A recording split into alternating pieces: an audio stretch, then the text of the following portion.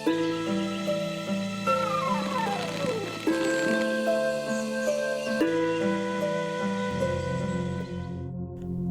صلی اللہ علیہ وآلہ وسلم نے دنیا کے عظیم مذاہب میں سے ایک مذہب کی بنیاد رکھی اور اسے پھیلایا۔ وہ ایک نہایت مؤثر سیاسی رہنما بھی ثابت ہوئے۔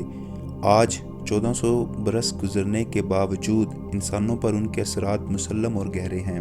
آپ 570 عیسوی میں عرب کے شہر مکہ میں پیدا ہوئے۔ مکہ تب تجارت، فنون اور علم کے مراکز سے بہت دور دنیا کا دقیانوسی گوشہ تھا۔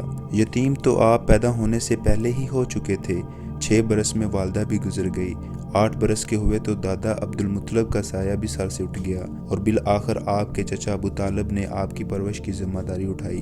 اسلامی تاریخ ہمیں بتاتی ہے کہ آپ دنیاوی لحاظ سے ان پڑھ تھے، تجارت اور بھیڑ بکریوں کے ریوڑ چرا کر ذریعہ معاش کماتے تھے۔ 25 برس کی عمر میں ان کی شادی ایک اہل ثروت عورت سے ہوئی تو ان کی مالی حالت میں بہتری پیدا ہوئی۔ تاہم 40 برس کی عمر تک لوگوں میں ان کا غیر معمولی انسان ہونے کا تاثر قائم ہو چکا تھا اور اہل مکہ آپ کو سچا اور امانت دار کے القابات سے پکارتے تھے۔ زیادہ تر عرب بت پرست تھے اور متعدد دیوتاؤں پر ایمان رکھتے تھے۔ مکہ میں البتہ عیسائیوں اور یہودیوں کی مختصر آبادیاں بھی موجود تھیں۔ انہی کے توسط سے آپ ایک خدا کے تصور سے شناسا ہوئے۔ جب آپ کی عمر 40 برس کی ہوئی تو آپ معمول کے مطابق غار ہیرا میں آثار قدرت پر غور و فکر کر رہے تھے کہ ایک زوردار آواز میں انہیں حکم ملا کہ خدا واحد کے نام سے پڑھو۔ ابتدا میں تو آپ گھبرا گئے، لیکن بعد میں معلوم ہوا کہ وہ آواز حضرت جبرائیل علیہ السلام کی تھی، جو پہلے بھی نبیوں پر اللہ کا پیغام لے کر آتے تھے اور آپ کو ایک سچے عقیدے کی تبلیغ کے لیے منتخب کیا گیا تھا۔ 3 برس تک آپ اپنے قریبی اعزاء و اقربا میں ہی اپنے نظریات کا پرچار کرتے رہے۔ قریب 613 عیسوی میں کھلے عام تبلیغ کا اعلان کیا تو اہل مکہ کے با اختیار لوگ آپ کے دشمن ہو گئے اور آپ کو طرح طرح کے مصائب کا سامنا کرنا پڑا۔ 622 عیسوی میں اپنی جان کی حفاظت کے لیے مکہ سے 200 میل دور مدینہ چلے گئے، جہاں انہیں ایک بڑے سیاستدان کی حیثیت حاصل ہوئی۔ اس واقعہ کو ہجرت کہا جاتا ہے اور مسلم کیلنڈر کا آغاز بھی اسی سال سے ہوتا ہے۔ یہ آپ صلی اللہ علیہ وسلم کی زندگی میں ایک واضح موڑ تھا۔ مکہ میں آپ کے پیروکاروں کی تعداد چند لوگ تھی، جبکہ مدینہ میں یہ جماعت بڑی تیزی سے بڑھنے لگی۔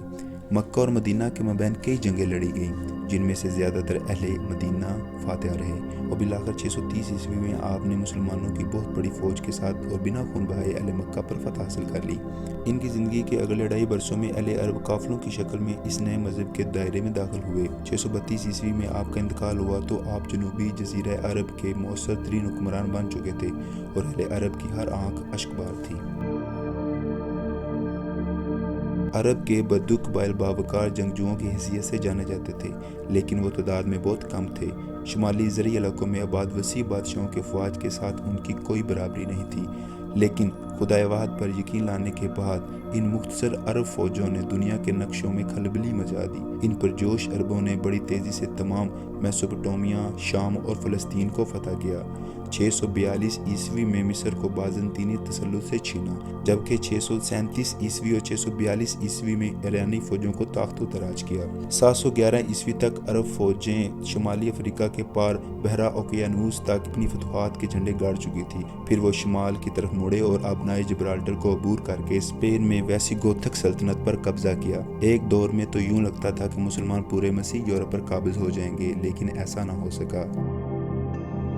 جنگ و جدل کی اسی صدی میں ان بدوی قبائل نے ہندوستان کی سرحدوں سے بحیرہ اوقیانوس تک ایک عظیم سلطنت استوار کر لی۔ جہاں ان افواج نے فتوحات حاصل کی، وہاں بڑے پیمانے پر لوگ اس نئے عقیدے کی جانب مائل ہوئے۔ بہت سے اہم تاریخی واقعات کے متعلق کہا جا سکتا ہے کہ وہ ناگزیر تھے۔